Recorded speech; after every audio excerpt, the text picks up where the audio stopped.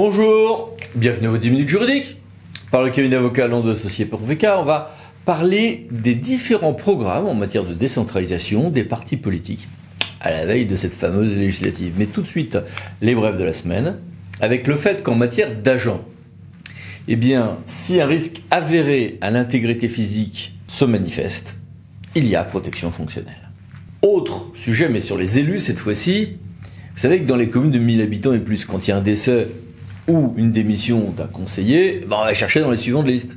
Ah oui, mais parfois il faut remonter dans la liste. Pourquoi ? En l'espèce, une personne n'avait pas été appelée comme suivante de liste parce qu'elle était en incompatibilité. Alors, c'était pas ce qu'il aurait fallu faire, mais bon, c'est comme ça.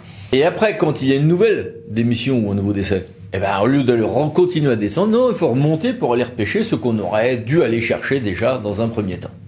Bon, on a parlé la semaine dernière de cette dissolution et donc de la convocation de nouveaux électeurs pour élection de députés. Les deux décrets à cet effet ont été publiés au journal officiel, avec le calendrier que voici, des mentions sur les listes électorales et les procurations. On reprend le même système que pour les européennes. N'hésitez pas à mettre sur pause, j'ai mis beaucoup de détails. Le décret, justement, sur la convocation des électeurs, au jour où j'enregistre cette vidéo, a donné lieu à déjà 8 recours devant le Conseil constitutionnel. Bon, on ne peut jamais prédire ce qui va se passer. Mais j'ai fait des articles de blog assez longs pour détailler le fait que la plupart des critiques faites ne devraient pas porter. En revanche, il y a 2-3 petites choses sur les listes électorales, peut-être, mais surtout sur le calcul du délai de 20 jours de l'article 12 de la Constitution, appliqué notamment à une partie de l'outre-mer, où il pourrait y avoir un petit débat, mais pour lequel le Conseil constitutionnel a une porte de sortie à suivre. En attendant, il faut bien les préparer, ces élections. L'AMF a signalé son inquiétude, et puis les textes commencent à sortir, recommandations de l'ARCOM, rattachement au parti politique, même un taux du candidat. Voici ici quelques références. Moins drôle, de nouveaux certificats de décès sont utilisés à partir donc du 1er janvier 2025. Voici ici les références. Et puis alors, pour une grosse actualité en matière de contrat. Première chose, le TA de Mayotte nous explique que report après report, on n'arrive pas à bon port. Que s'est-il passé ? On a reporté délai après délai la validité des offres plein de fois. Pourquoi ? Parce qu'à chaque fois, il s'agissait de faire des petits ajustements dans le DCE. Oui, à force de faire des ajustements dans le DCE, ça vicie la procédure en son entier, point. La Cour de justice de l'Union européenne, de son côté, a dit que non, aucune législation, aucune jurisprudence ne peut permettre de dire que certains types de préjudices pour quelqu'un irrégulièrement évincé d'un marché public, aucun type de préjudice ne peut pas ne pas être indemnisable par principe. Après, il peut être plus ou moins indemnisé, il peut y avoir des cas de non-indemnisation, mais il ne peut pas avoir un refus de principe. Et puis, continuation du sketch sur les notations des offres avec des grosses bêtises. Bon, vous le savez, ça fait belle lurette que le Conseil d'État censure l'application des règles de 3 pour calculer les prix quand elles sont trop idiotes. Oui, parce que si je mets le meilleur prix 20 sur 20 et le moins bon prix à 0 sur 20 alors que les écarts sont parfois minimes, ça revient à totalement fausser la chose. Ça, c'est pas nouveau. La méthode du barycentre est censurée. Le chantier masqué, qui est une autre méthode, est validé sous certaines conditions. Bon. Et puis il y a une autre méthode qui était un peu la mode parfois, consistant à classer les offres, on les met par rang, et on réapplique après des pondérations. Mais ça aboutit à mélanger un petit peu n'importe quoi. Il y a des choses bizarres. C'est ce qu'a dit le Conseil d'État, et il a donc censuré la passation d'une DSP quimpéroise à cet effet. Et puis dernière chose, cette fois-ci c'est peut-être la Guadeloupe qui nous le rappelle, quand j'ai une entreprise qui est en redressement judiciaire, il fait bien évidemment, il faut que je m'assure de ce que l'habilitation qu'elle a à poursuivre son activité a bien une durée s'étendant sur toute la durée du marché, sinon problème. En matière d'environnement maintenant. Vous savez très bien qu'en matière de taxes d'environnement ménagère, il ne faut pas qu'il y ait un excédent manifestement excessif, qu'on a le droit des rattachements sur certaines dépenses transversales, non sans certaines limites, etc. Oui, mais on ne va pas intégrer des coûts de traitement des déchets non ménagers. Et s'il y a un flou là-dessus, c'est au juge d'utiliser ses pouvoirs d'instruction pour voir ce qu'il en est. C'est pas totalement nouveau, on est au croisement de deux jurisprudences fermes, mais c'est la première fois que ça s'applique dans le cas particulier des traitements des déchets non ménagers que cette obligation d'instruction. 2 textes intéressants sur la mer et le littoral, dont la nouvelle stratégie nationale pour la mer et le littoral 2024-2030. Et puis, fin d'un débat. Alors, vous savez qu'un peu partout dans le monde, il y a un mouvement actuellement consistant à donner une personnalité morale à un fleuve, une rivière, un animal, un lieu. Bon. Ça change pas grand-chose d'un strict point de vue juridique. Il y a déjà des associations qui ont le droit de défendre les espèces animales ou les cours d'eau ou les milieux. En revanche, leur donner une force juridique, symboliquement, c'est tout à fait autre chose. On peut être pour ou contre, on peut trouver que c'est un peu de l'animisme. Bon, en tout cas, ça se développe beaucoup dans d'autres pays. Et les îles Loyauté, qui est une des provinces de Nouvelle-Calédonie, avait donné la personnalité morale, avec l'aide d'un institut de l'État, aux requins et aux tortues marines. Bon, très bien, en raison de l'importance de ces 2 espèces dans la culture kanak. Est-ce que c'est parfaitement conforme à la vision de l'homme et de l'animal que l'on a dans des règles constitutionnelles, voire même la charte de l'environnement? On aurait pu en discuter. Mais c'est sous le terrain du droit civil que le Conseil d'État a censuré cela, car en fait, la province des îles Loyauté n'avait fait que usurper une compétence appartenant à la Nouvelle-Calédonie elle-même. Voilà. Et puis, en matière d'aménagement, vous savez que le ZAN a été corrigé par plusieurs lois, notamment une qui nous dit que quand j'ai des grands projets d'envergure nationale ou européenne d'intérêt général majeur, je les sors du ZAN de la zone considérée. Un arrêté nous a donné la liste de ces projets. Et puis, un petit truc à signaler, pédagogique, le Conseil d'État a fait une assez longue vidéo, très bien faite, très détaillée, sur comment marche un procès administratif. En l'occurrence, celui de l'affaire dite des Amis de la Terre. Et je vous invite à le regarder, c'est vraiment très intéressant. C'est bien fait, notamment si vous avez des gens qui sont juristes débutants autour de vous, qui n'ont pas l'habitude du contentieux administratif, notamment devant le Conseil. C'est vraiment très intéressant.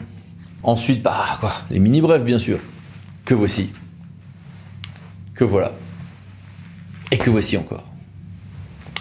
Mais passons à notre grand dossier, décentralisation. Quelles sont les propositions des divers partis politiques en cette fin de printemps 2024? Car, en effet, le président de la République a dissous l'Assemblée nationale, ce qui conduit à des nouvelles élections législatives, avec une recomposition accélérée des positions des partis politiques, mais chacun vient avec sa propre culture en matière de décentralisation. Et au sein du camp de la majorité présidentielle elle-même, il y a eu quelques tâtonnements sur ce terrain. Alors, j'ai voulu poser quelques questions à Géraldine Chevrier sur tout ceci. Bonjour Géraldine. Bonjour.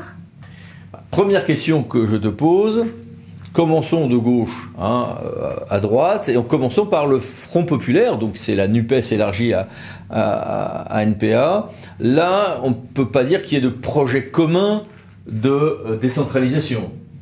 Non, il est beaucoup trop tôt pour avoir une idée exacte de la position commune que pourront retenir les différents partis réunis au sein du Front Populaire, puisque c'est un courant qui est traversé par 2 mouvements qui sont totalement incompatibles. Alors on va découper au sein de ce Front Populaire. Commençons par le LFI. La France Insoumise, c'est un parti jacobin et même étatiste qui n'a pas de projet de décentralisation. Lors de la campagne présidentielle, Jean-Luc Mélenchon avait même envisagé la suppression de la région. Aujourd'hui, le groupe parlementaire envisage plutôt la réduction du périmètre des trop grandes régions et de renforcer le niveau départemental. Finalement, le seul intérêt qu'il trouve à la décentralisation, c'est le rôle donné à la commune, élément de proximité. Mais c'est un intérêt qui est porté au point de vouloir démanteler l'intercommunalité, c'est-à-dire supprimer les métropoles, mais aussi ne plus contraindre au rattachement d'une intercommunalité, supprimer des compétences obligatoires telles que l'eau, l'assainissement. On est dans un mouvement qui ne porte d'intérêt qu'au niveau communal, mais qui pour le reste ne pense pas à la décentralisation ou la pense négativement. Position donc qui contraste avec celle bien plus décentralisatrice du Parti socialiste. Alors, le Parti socialiste, lui, est évidemment fortement décentralisateur par son histoire et il demande même une décentralisation qui soit portée par un projet politique. Néanmoins, il reste très crispé sur le respect du principe d'égalité sur tout le territoire, ce qui les rend finalement plus timides à l'égard du principe de différenciation, sans y être hostiles non plus, mais ils sont plus réservés. Ceci étant dit, concernant les territoires très particuliers et lorsqu'ils le demandent, ils sont aussi favorables au statut particulier. Ils ne sont pas non plus opposés au pouvoir réglementaire local. En revanche, comme pratiquement tous les mouvements, ils sont opposés à la suppression d'une strate territoriale ou à l'instauration d'un conseiller territorial. Enfin, ils demandent assez classiquement une véritable autonomie financière locale avec un pouvoir de taux qui serait restitué aux collectivités territoriales et des ressources publiques qui seraient suffisantes pour faire face aux politiques publiques locales. Bon, on retrouve à peu près la même chose d'ailleurs avec ELV ou les autres mouvements écologistes, mais avec un tropisme en général plus régionaliste et plus ouvert à la différenciation. Les écologistes sont évidemment plus proches des socialistes que de LFI, puisque eux aussi souhaitent une véritable décentralisation portée par un projet politique.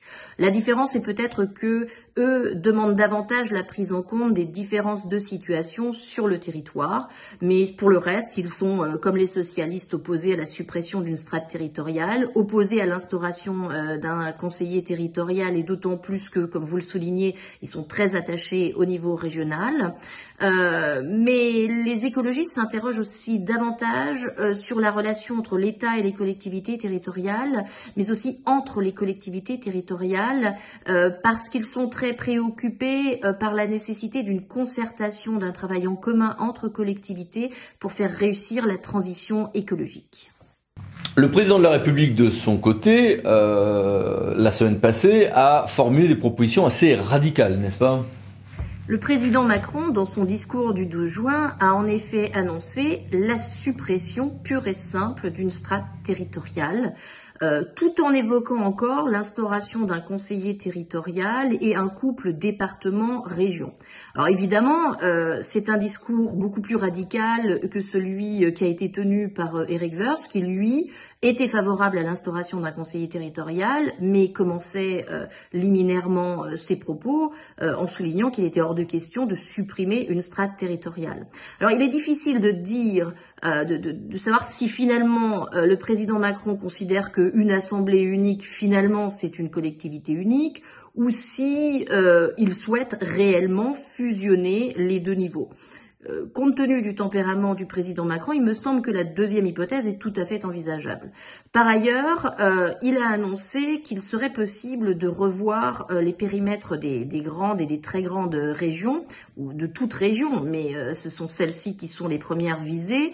Et ce qui est intéressant, c'est qu'il annonce vouloir donner cette décision aux citoyens eux-mêmes.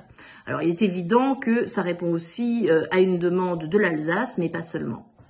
Ces propositions présidentielles sont en partie en décalage avec ce qu'étaient les positions usuelles du parti Renaissance. En effet, c'est assez surprenant, mais le groupe parlementaire Renaissance se distingue des positions du président de la République, puisque c'est un groupe qui majoritairement est opposé à la suppression d'un échelon territorial, mais qui est aussi majoritairement opposé à l'instauration d'un conseiller territorial. Pour le reste, comme le président Macron, c'est un groupe qui a une vision de la décentralisation qui est assez technique, qui vise la simplification, qui vise la rationalisation. Donc, il s'interroge sur la taille pertinente pour l'action publique locale, ce qui les conduit à envisager de relancer le processus des communes nouvelles. Il s'interroge aussi, comme le président, sur la taille des régions, mais également sur la possibilité d'améliorer les relations entre collectivités, l'exercice partagé des compétences par le chef de file. C'est un parti qui par ailleurs est évidemment favorable à la différenciation puisqu'il l'a voté, et aussi favorable au pouvoir réglementaire local, mais peut-être davantage que son président, car Donner plus de pouvoir réglementaire aux collectivités locales, c'est réduire le pouvoir réglementaire du Premier ministre, et il ne me semble pas absolument certain que le président Macron sera aussi volontaire que le groupe Renaissance semble l'être. Horizon, lui, est sur des positions proches, mais avec une plus grande appétence pour le conseiller territorial, je crois. Horizon est évidemment assez proche du groupe Renaissance et de la position du président de la République, à ceci près que le groupe parlementaire est beaucoup plus favorable et est favorable à l'instauration d'un conseiller territorial. L'autre différence, c'est l'approche de la décentralisation, sa philosophie, puisque il a une approche moins technique que le groupe Renaissance. Il évoque la subsidiarité ou l'expression constitutionnelle d'organisation décentralisée de la République. Ça donne quand même un peu plus de dimension au projet, puis ça englobe aussi la question de la déconcentration. C'est aussi un groupe parlementaire qui est favorable à la différenciation et même à l'organisation différenciée des collectivités territoriales, pourvu que cela se fasse sous forme expérimentale. LR est un parti qui est en train de se fracturer, mais sur la décentralisation, quelle est sa position usuelle et donc celle qui devrait être celle de la majorité de ses candidats? Les Républicains sont aussi un parti décentralisateur, de plus en plus, je dirais, avec les années, peut-être l'opposition. C'est un parti qui finalement est le contraire d'un parti étatiste, qui est plutôt pour la liberté individuelle, donc aussi la liberté locale. La première caractéristique, c'est probablement la demande d'un vrai choc de décentralisation. Ce sont des termes qu'on a entendus dans la bouche de Valérie Pécresse lorsqu'elle était candidate aux élections présidentielles. Donc il demande surtout un transfert de compétences de l'État vers les collectivités et surtout les régions, notamment par exemple dans le domaine de l'emploi, de la gouvernance des lycées. C'est un parti qui n'a pas du tout peur de la différenciation, qui pense au contraire qu'il faut s'adapter, y compris dans le transfert de compétences, aux différences de situation sur le territoire. C'est un parti qui nécessairement demande aussi un pouvoir réglementaire local, c'est-à-dire des moyens juridiques pour décider des transferts de compétences. C'est aussi un parti qui demande des moyens financiers qui permettent d'exercer les compétences locales. Et enfin, c'est aussi un parti qui est opposé à la suppression d'une strate territoriale et à l'instauration d'un conseiller territorial. Et enfin, passons au Rassemblement national et à ses nouveaux ralliés, qui lui est plus en général pour un retour sur un couple commune-département et dans un cadre plus généralement recentralisateur. Alors, le Rassemblement national, finalement, se rapproche de la position de la France insoumise, parce que lui aussi, c'est un parti politique qui est jacobin et même étatiste, et c'est un parti qui est opposé au niveau régional, qui est un niveau trop fort, qui pourrait faire concurrence à l'État. Donc il souhaite supprimer purement et simplement la région et conférer ses compétences au département.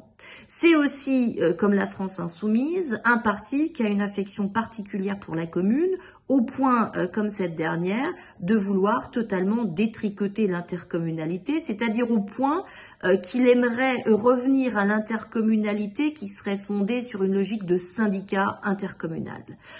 Il demande également que les compétences obligatoires liées à l'assainissement, à l'eau, à la politique de la ville disparaissent, mais surtout, de façon plus surprenante, il propose une clause de retrait qui serait offerte aux maires et qui permettrait donc de s'opposer aux décisions du président de l'EPCI lorsque les intérêts des habitants de la commune ne seraient pas respectés.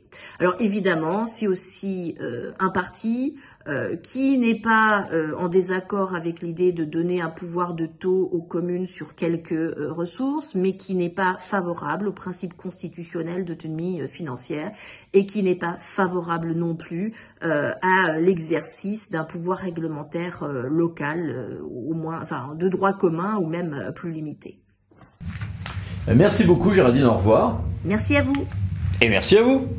À bientôt pour une nouvelle vidéo, les 10 minutes juridiques, parlant d'associés pour VK. Pensez à vous abonner, c'est par là. Merci, au revoir.